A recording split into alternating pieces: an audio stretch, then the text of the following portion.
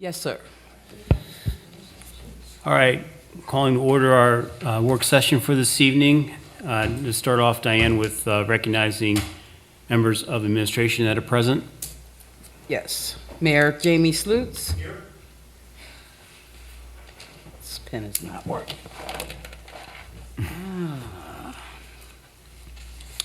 Chief Auditor, Chief Deputy Auditor Stephanie Myers. Here.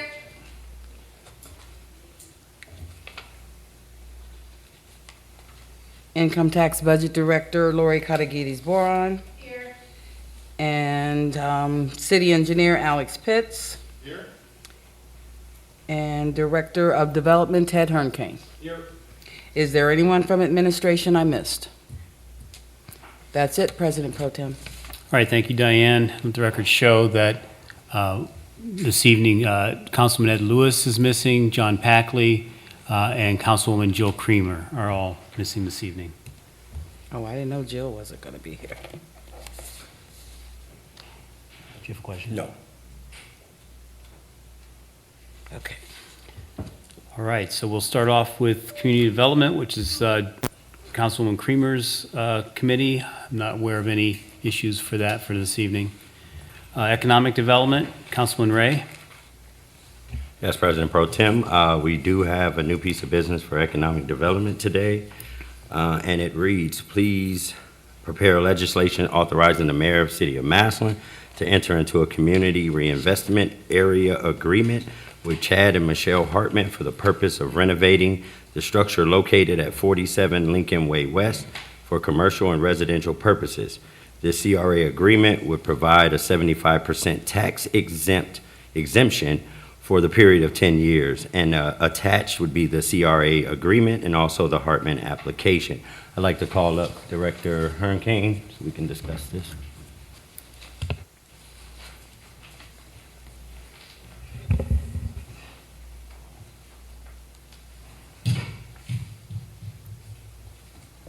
Silence. Good evening, everyone. Evening. Councilman Ray. Yes, how you doing? Good, how are you? If you can you give us a little bit more information about this agreement and who it is with and what it's all about? Sure. The building we're talking about is 47 Lincoln Way West, which used to be the old Keller's Office Furniture Building on the corner there of Lincoln Way in First Street Northwest, right across from the front door to Cosmos. Chad and Michelle Hartman, who are present this evening to answer any questions, did purchase that building within the last year, and they intend to renovate it to the tune of almost $4 million to build out and renovate the existing commercial space on the first floor. The upper levels will consist of, I believe, 17 residential apartment units. They have applied for and received both state and federal historic preservation tax credits, which are not easy to get. They're very competitive. So we commend them on being able to secure those. For the state's historic preservation tax credit, one of the requirements is there needs to be a local investment of at least 3% of the total project cost. In your packet, toward the end of their application, is a sheet with the tax analysis that was provided by the Stark County Auditor. The tax exemption of 75% at 10 years exceeds that investment percentage, so they are eligible then, upon passage of this, to receive those state credits. I will let them go into the percentage of, I think they're a little bit different from the state and the federal. But there's a budget in there. They would like to get started as soon as possible. I think September is their target date. The Massillon City Schools have been noticed through the CRA regulations. They were given with a 14-day notice period, which will be up on Sunday the 3rd. My preference would be for them to meet that timeline. If you don't have any questions after this evening, if you could bring that forward for a vote next Monday, I'm sure that would help them with their construction timeline. Does anyone have any questions for me?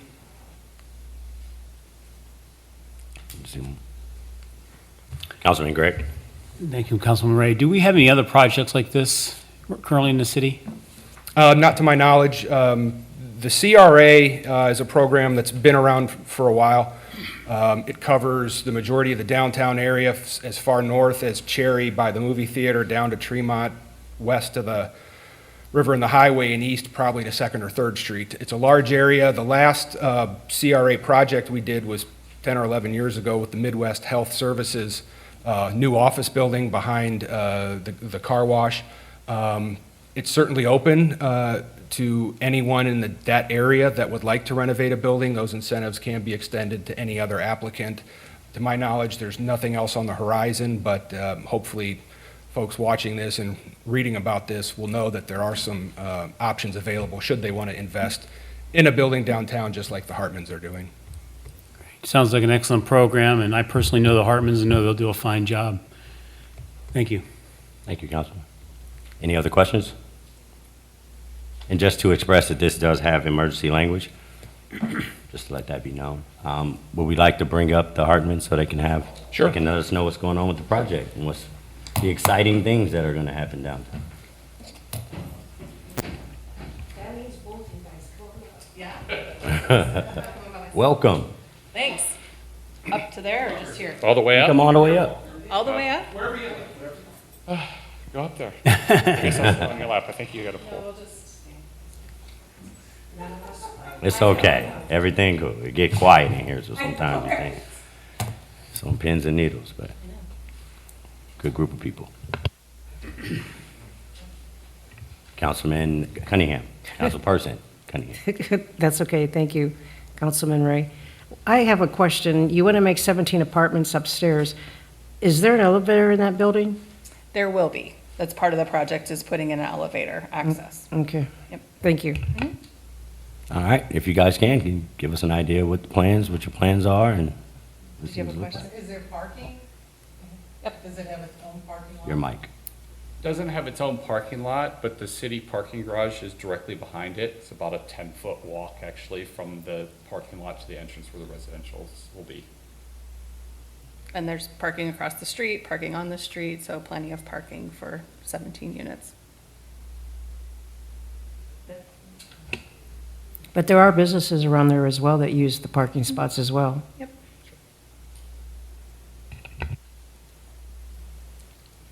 Any other questions? Councilman Gray. Thank you, Councilman Ray. So what gave you the inspiration to do this? So, There we go. so we had the idea of living in a downtown community for a while. Our kids are getting older, and when we saw downtown Massillon having the buildings kind of removed over the last several years and nothing happening, this became an option. So we looked into it, we knew it was available, did some rough numbers, decided to take everything we own and invest in this. It did turn out to be a lot more than we thought. It is, you've probably heard this saying before, it's cheaper to tear it down and rebuild it, and it really is. It really is. But we really believe in downtown Massillon. We believe that we can be the catalyst to bring the downtown Massillon living there, live, work, play, all of that stuff, young professionals type of thing. So we believe in it. So we've taken pretty much, well, what we haven't invested of our own money, we are putting on lien with the bank to finance it. So nobody can doubt our our commitment to this project. Thank you. Thank you very much.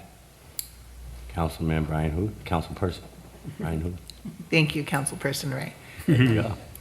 And to that, I've heard rumblings that you will live there yourselves at some point. We are selling our house and moving to the owner suite in the building. So it will be obviously the front piece on the top floor. But yes, we are selling our house. Our plan is to move into it when it's complete. Which I think speaks volumes to your belief in the project and how it's going to go. Super excited I think I'm well known for my love of our downtown buildings as well, and the desire to keep as many as we can going and to renovate them. So kudos to you. This building is so cool. The literal canal runs through the basement. We actually had to climb in and cut a hole through some access to get down in and walk through the original canal where the bridge used to go over. So back in 1920, after the flood, instead of filling it all in and starting, they literally built the building right on top of the canal. So it's a phenomenal building. It's historical. It's got good solid bones. It needs some love, but we can save this one, make it something great for the city. Great. Now, have you guys entered into the planning stages? Do you have drawings, designs? Yes. Yes? Due to the fact that you're in my ward as well, I would like to take a peek at those. Come on if- over. If at all I mean, possible. I got the Absolutely. keys in my pocket if. All right. Cool. I would love to walk through. I'm a general contractor as well, so that'd be great. Also, are you using any local contractors on the project? So right now, where we're at in the phase, so to avoid, this has to have these tax abatements, the historical tax credits and all of that stuff. If you simply take the 3 retail spaces in the bottom, the 17 apartments, that's 20 units. Divide $4 million by 20, that's $200,000 per unit. So you can quickly see the numbers don't work, right? So we are 100% dependent on all of these things lining up to actually make this work, because otherwise the banks won't give us the money, and we'll end up going bankrupt. So where we're at, all that to say, where we're at, we held off on the final build drawings. We did all of the plans. We worked with the Ohio Historical Preservation and the National Park Service. Everything's approved now. So now this is the last piece, and then we can actually work on getting construction drawings done, which are quite expensive. We didn't want to go into that until we were 100% sure the project would move forward. Understandable. So we have some preliminary drawings with, Okay. designs as what the apartments will look like and how they are. But as far as the Scale. actual, yeah. Okay. yeah. So it'll Great. go out to bid probably in about next 6 to 8 weeks. So if you're interested, feel free to bid on it. You know, I'm just amazed at you guys taking this effort and doing what you can to make this city beautiful. Starting to look a lot better down there, ain't it? So with that being said, if you guys, anybody else had any other questions? Councilman Gregg. So 17 apartment units, is that how it's designed now? I mean, those aren't apartments now, right? What is up there? Just So- open space? Junk. Junk? So Chunk and open space. one of the things that drew us to the building, and when we walk through it, is it's literally open. All the interior walls are gone. It's supported through steel beams and concrete pillars, so it's wide open. Anything can happen. The reason we ended up with 17, there's a lot of requirements, not only for the Historical Society of maintaining certain historical elements that can't be like ripped out and put an apartment in, as well as ADA requirements. So the elevator needs to be gurney length now, so that even takes more space. So that's how we landed on 17. It's been designed and redesigned. They're all 1 bedroom. They're all geared towards young professionals and empty nesters. Not that that's who we're limiting to, but that's kind of the market we're going after. And we believe it exists. It happened in Canton, right? They did this very similar thing in Canton. And I think we have so much more to offer here. It's a much, much better place to do something like this. And I think we can be the catalyst to something downtown that once someone sees us prove this out, there are 2 other buildings in my mind right now that I really think that those owners can jump on board and do the same thing. I agree. Councilperson Julie Smith. I just want to call you Julie, but go ahead. Thank you, Councilman Eric. So I got 2 questions. As far as the upstairs apartments, are you mandated to have a sprinkler Yes. system? Okay, I thought so. Sprinkler and alarm. Sprinkler and alarm. And as far as the downstairs business area, you said there's going to be 3 different things. Do you have any idea what you're putting in there? Or you're just going to have open office space or? Right now, it's a blank slate, so I would love anybody who has some good leads on something to put in there. One thing we struggled with up till now is, so we've worked with consultants and some other people, and we have friends in the business, and one thing we struggled with was no matter what you look at, if you want to do, like, say, an arcade, or I love duck pin bowling, I think it's the greatest thing in the world. You want to do any of these cool little things, right? The revenue you get from them doesn't cover the cost of the space. So you really need that, liquor license. Well, we're out of liquor licenses. So I am 100% open to suggestions. If the Economic Development Committee, whatever that is in here, want to sit down and go find something to bring in that'd be really neat and cool. We've got essentially 2 spaces. There will be a new commercial entrance off, storefront entrance off of First Street. So you'll come in right off of First Street and have access to both, to the right and to the left. 16-foot ceilings on the one side. So it's a great space. Yeah. You just need to find a right tenant. Yeah, that sounds great. Excellent. Councilwoman Cunningham? Thank you, Councilman Ray. I commend you for the chutzpah, I guess I want to call it, and the courage it's going to take to do this. But 50 years come August 5th, my late husband and I started Massillon Quick Print, and we believed in downtown Massillon at that time, and here it is 50 years later. So see, time will just fly by for you. Great. I'm not sure if we'll make 50 years, but we'll give it a shot. That's right, that's right. All right, we have any other questions? Okay. All right, I want to thank you guys for coming up, and I really appreciate it. Thank you for your Thank time, you. we appreciate it. And, well, I will be bringing this forward for a vote next week. Thank you. And that is all for economic development. All right, thank you, Councilman Ray. Next, health, welfare, and building regulations, Councilwoman Cunningham. I've got one here this evening.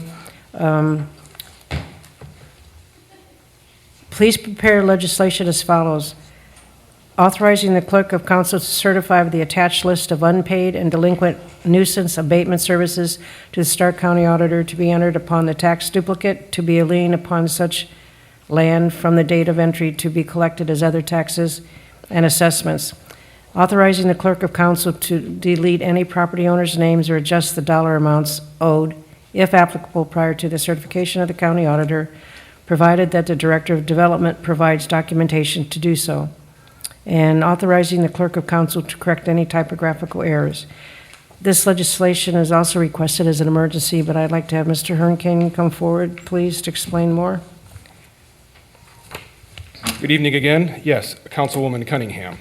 This is not really a new concept. It is new in that the law department asked me to send these assessments to council for their approval and then to certify these to go on the tax duplicate of the county auditor. What these 3 pages are the high grass cuts that we do when code enforcement tags a high grass yard that's over 8 inches and they do not cut the grass or remediate the situation. We have to get a contractor out to abate the nuisance. We then assess that individual property owner on their taxes. The last 5 on the list are a little different. Those are junk and debris cases where, again, code enforcement has cited an individual for excess trash, excess junk and debris in their yard. They did not abate the situation within the appropriate or allotted amount of time. We had to send a contractor out to remove the items. So these are all things that you can see, and I'm sorry that it printed in white, but the total of all these is just a little over $28,000. In working with the law department over the last year or so, one of the things that they advised was, again, to send this to you. We have sent these directly to the county auditor in years past, but they want your eyes on this to pass an ordinance to allow your clerk of council to certify this list and send them to the county. They will be assessed on the taxes. The reason for the emergency was Attorney Mack was pretty insistent that we do that as an emergency, and again, ask, similar to the last one, that you pass this as soon as you can. These houses change ownership, they change a lot, and we want to get these assessments on the taxes in the event that a house were to change ownership, we can collect or recoup our funds. Thank you, Mr. Runkel. Are there any questions? Councilman Markham? So I see some of these are businesses and not necessarily individuals, and some of these are like national businesses that might pay the bill. Did we send the bill to like Chick-fil-A? The notice that is, there's a notice that's posted in the newspaper every year, and on the door tag, it says that as well. So none of these paid. Okay. Yep. It's just weird that, I know, there's some Yeah. doozies on there, but I'm good. Thank you. Councilwoman Brian Hoot. Thank you, Councilwoman. Holly. Yeah. Just a comment to say that I'm thankful that they asked that we take a glance at this $28,000 for mostly May and June of this year is incredible to me. So I'm thankful for the awareness that this is happening and that things are being done and are being taken care of. And we're going to be able to recoup these monies. well, thank you. There's always a second wave of high grass in the fall. And the way this works is when people, we get this, we might send this now, we'll get these at some point in the future, maybe when they pay their first or second half property taxes next year. So we're getting money in this year from last year, and those assessments are up too. So it does bring in a lot of revenue, but it covers our costs and some additional.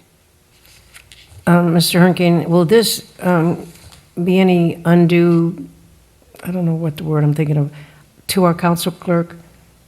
I don't think so, but again, I would work with Edmund Mack and Diane on how to make that happen. I did ask him, I said, we've not done this before, so she might need some assistance on the mechanics of how we get that certification, and he said he would certainly stand by to help, so Okay, I'll work with Diane and Edmund to get that done.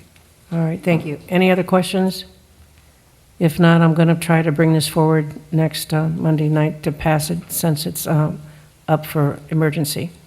Thank you. Thank you.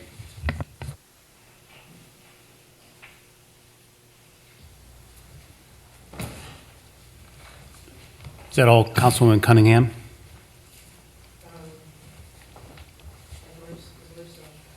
Okay.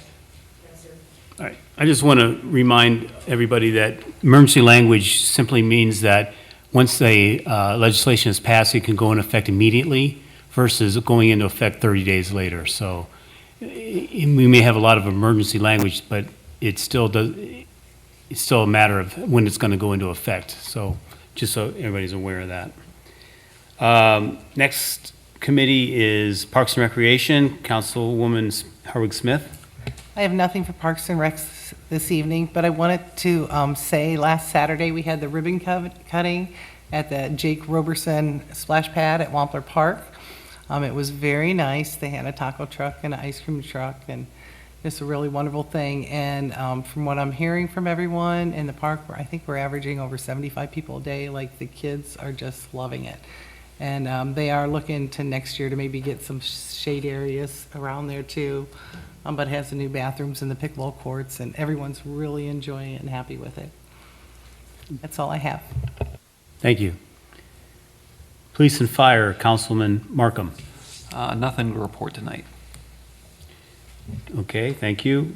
Public Utilities and Environmental, Councilwoman Brian Huth. Thank you, President Pro Tem. I have nothing tonight. Okay, thank you. Rules and Courts, which is my committee, I have nothing this evening. Streets, Highways, Traffic Safety, which is Councilman Packley. Councilwoman Cunningham, are you aware of anything? No, sir, not this evening. Okay.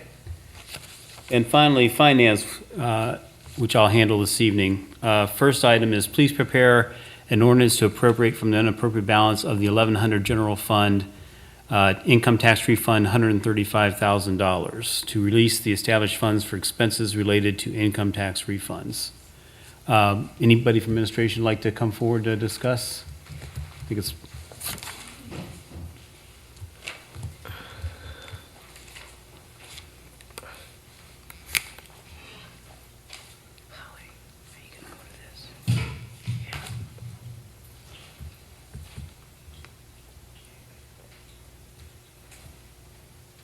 Good evening, Council. Yes, this is so that we have enough funds to pay for the income tax refunds that would come in for, I would say, at least through November for sure. December, you never quite know what's going to come in then, but what I did do to get this number is I looked at the trend report on VIP from last year to try to get a feel about what comes in on a monthly basis. So hopefully this will take us through November and maybe December as well. Okay. Any questions or discussion? Okay. Next piece, you probably need, I don't know, is there more here this evening that you can discuss? Yeah. That's what I thought. Okay, next piece is please prepare an ordinance to appropriate from the unappropriated balance of the 1100 general fund, $65,000 for IT services. I think we discussed this earlier, but anything additional to add? Well, if there's no questions, that there are some changes that we have to make in the IT system. Microsoft is not going to support the updates going down the road, so there's a lot of things to do with security or support. It's going to be cloud-based, so this does a lot of those transfers. We've also done a lot of work around cleaning up our mailboxes and all of those types of things and get the security where it needs to be. So this has a lot to do with improving those systems. Are these, this dollar amount, 65,000, have we received bills for this amount yet, or just anticipating? Anticipating. Okay. Any other questions?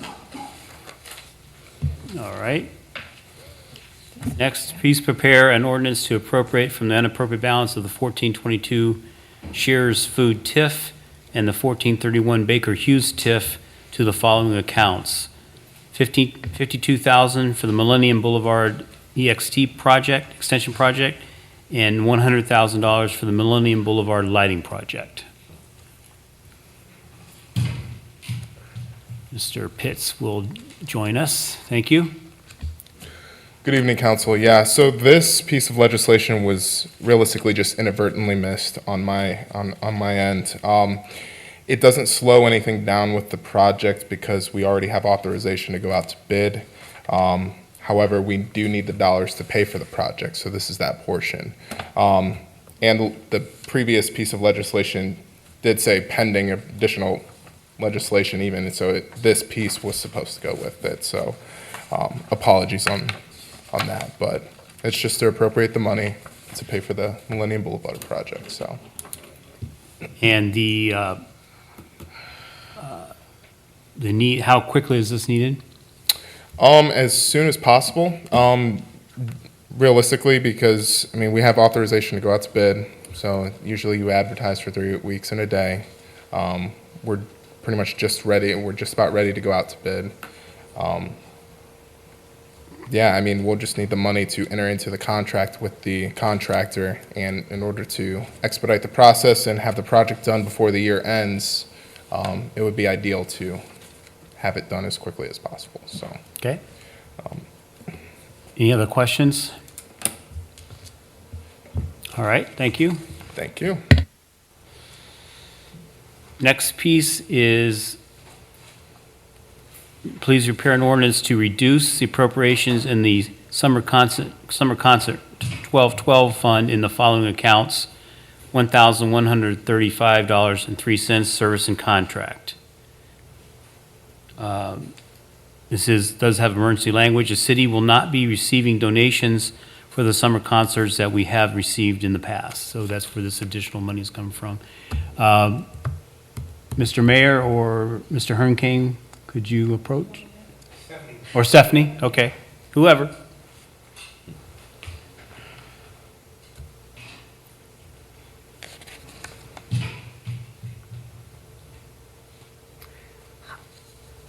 Good evening. Good evening. So, as it says, we're not getting some of the donations we've received in the past. Can you elaborate on that? Yeah, I think they're kind of moving more to having the Chamber of Commerce run events in the city, so donations are all going straight to them instead of being funneled through us. Okay. So there was one that we thought, For the city of Massillon, The alternative tax budget is required by the Stark County Budget Commission to be approved and filed by August 20th, 2020. That should say 25, Yeah, I was going to say 2025. and it's the 2026. Oh, It says that. Yeah. and this is due, but this is due August 20th this year. Correct. To the county. For the 2026 alternative tax So budget. I've heard this described as our wish list. Yes. So this is what the county commissioners look at to kind of certify their tax rates, but it is not the city's actual budget. But it's a good base as far as, you know, what would be coming in the future when the budget is finished. Okay. Any unusual or different items this year? No, not in this, there isn't, no. Okay. Any questions or discussion? Okay, seeing none, thank you. Thank you. Thank you.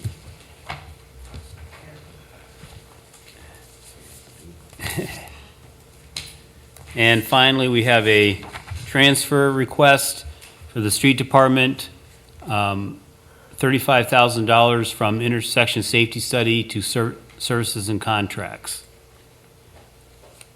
Any questions regarding this? And the purpose is to realign the 2025 budget. Kind of a standard thing. All right. With that, that's the end of finance. Any other business for the committee? Yes. This is Brian Huth. Thank you, President Pro Tem. Back to streets and highways, I did have a couple of people approach me about Lincoln Way West, and when I reached out to the city engineer and the street department about it, the lane structures have been redesigned, so there is one lane each way with a turn lane in the center, just like Wales Road is. And then the question from the residents was this a permanent change now that it looks like the paving and such is done? And it is to be permanent. And I did see a Nixle message come out today across just to educate people about that. I know change is hard, especially in traffic patterns when you get an autopilot and you think you can drive in this lane and it's really not this kind of lane anymore. So just for folks to be aware that it is one lane each way with a turn lane in the middle, all the way from 17th to the county line, huh, Julie? Yeah, yeah, and it's so nice and smooth. It's nice, yeah. And that's all. All right, thank you. Any, yes, One more thing, Yeah. please, President Pro Tem. Just a reminder, Amanda Cunningham Memorial Band Scholarship is this Wednesday at BW3 from 4 to 9. So I hope to see all of you guys represented there. Thank you. all right, thank you. Thank you. If there's nothing else, I will declare our meeting adjourned. Thank you.